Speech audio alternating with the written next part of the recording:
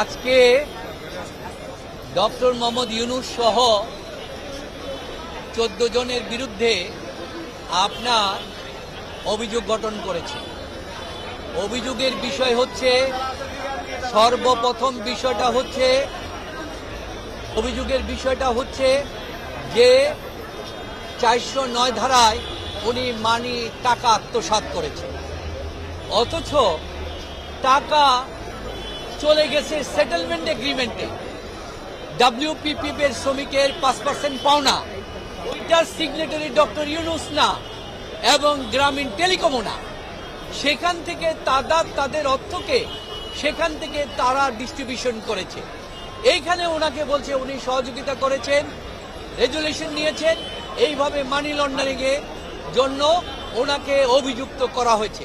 বিশ্বমানের থার্মিক্স রড, সালাম স্টিল থার্মিক্স, দেশের একমাত্র থার্মিক্স রড। এই অভিযুক্তটা সম্পূর্ণভাবে বেআইনি, আইনের সাথে পড়ে না। কারণ অভিযোগ করতে হলে আমার কাছে কেউ আমানত রাখতে হবে। গ্রামীণ টেলিকমের কাছে, ডক্টর ইউনূসের কাছে কেউ আমানত রাখে নাই, যে আমানত তিনি খেয়াল করেছেন। তাহলে এখানে মামলা নাই, অর্থ আত্মসাতের কোনো বিষয় নাই, তারপরে 420-এরও কোনো বিষয় নাই। কারণ উনি পরিচিত করেন নাই যে তাকে টাকা দিয়ে দেওয়া হবে, সেটা শ্রমিকের টাকা শ্রমিকের। আর একটি প্রশ্ন দাঁড়িয়েছে যে লয়ারের ফি 1 কোটি টাকা হবে, কেন 26 কোটি টাকা হলো? এই ফিটা সরকারই কিন্তু এখানে একটা ভূমিকা পালন করেছে। যে সেটেলমেন্ট এগ্রিমেন্টটা হয়েছে, এই সেটেলমেন্ট এগ্রিমেন্টটা হওয়ার আগে হাইকোর্টে যে মামলা করা হয়েছে, হাইকোর্টে অ্যাটর্নি জেনারেল দাঁড়িয়েছে, অথচ তিনি কিন্তু দাঁড়াতে পারেন না শ্রমিকদের পক্ষে। কারণ শ্রম অধিদপ্তর সেখানে বিবাদী ছিলেন, সরকারের বিরুদ্ধে অ্যাটর্নি জেনারেল দাঁড়াতে পারেন না। সরকার এই মামলাটা গ্রহণ করিয়ে তারপরে সেটেলমেন্ট করিয়ে আপনার প্রেশার করিয়ে যে তাদের প্রাপ্য হয়তো হতো 25 থেকে 50 লাখ টাকা।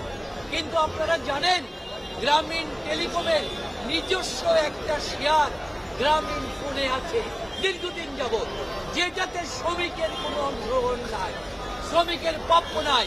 সরকার সেখানে বাধ্য করেছে যে ওই টাকাটা সহ 10 বছরের হিসাব, গ্রামীণ ফোনের টাকাটা 10 বছরের হিসাব দেওয়ার জন্য। তাই এটা হয়েছে 437 কোটি টাকা। আর লয়ারের ফি শ্রমিকেরা নির্ধারণ করেছিলেন 6%। যেহেতু ওই টাকাটা বেড়ে গিয়েছে, তাই টাকাটা হয়েছে লয়ার এবং আদালতের খরচে 26 কোটি টাকা। এটাও কিন্তু সরকারের একটা চক্রান্ত, এবং সরকার অ্যাটর্নি জেনারেলের মাধ্যমে হাইকোর্টে এই মামলাটা দায়ের করে, এই আনডিউ প্রেশার ক্রিয়েট করে এই মামলাটা দায়ের করেছে এই অভিযোগ আনার জন্য। আগে অভিযোগ করেছে লেবার কোর্টে, আপনি কেন শ্রমিকের প্রাপ্য দিলেন না?